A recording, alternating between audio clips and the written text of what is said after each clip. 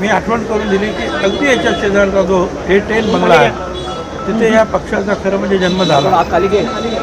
या पक्षाची स्थापना झाली. या पक्षाचा झेंडा कॉन्स्टिट्यूशन असेल, झेंडा हे घड्याळ असेल, माईक चालू आहे थांबा.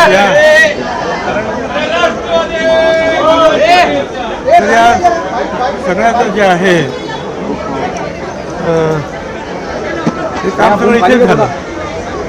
मी विरोधी पक्ष नेता होतो, तो बंगला होता.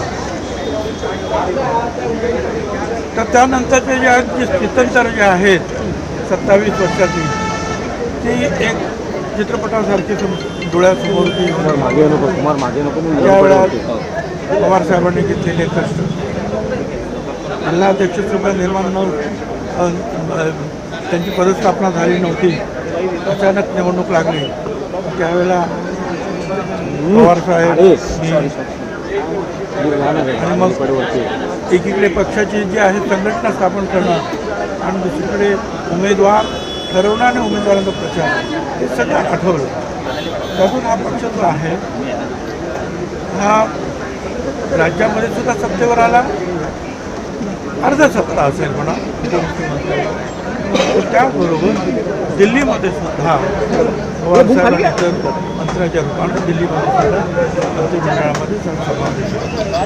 अनेक राज्यांमध्ये जे आहेत ह्या पक्षाचे मंत्री झाले, आमदार झाले, खासदारसुद्धा. अजितदादा यांच्या नेतृत्वाखाली हा पक्ष इथे काम करतो. अचानक दादा सोडून गेले आणि मग सुनेत्राताई पवार यांच्या नेतृत्वाखाली मी काम करतो. आता एखादी गोष्ट ठरवत असताना एखाद्या जागेसाठी व्यक्ती निवडत असताना त्याच्या प्रत्येकाची मतं जाणून घेणं हे लोकशाहीमध्ये अभिप्रेत आहे आणि ते होतं. त्या गोष्टी बाहेर गेल्यानंतर त्याच्यामध्ये फार मोठा वादविवाद आहे अशाचा काही भाग नाही. अनेकांना वाटतं की आम्ही हे केलं पण आम्हाला तुम्ही दिलं नाही, आम्ही ते केलं आम्हाला दिलं, चालतं. प्रत्येकानं जे आहे आपलं काम करीत राहिलं पाहिजे. पदं कमी असतात, कार्यकर्ते कष्ट घेणारे खूप खूप असतात. सगळ्यांना काही मिळतं अशातला भाग नाही.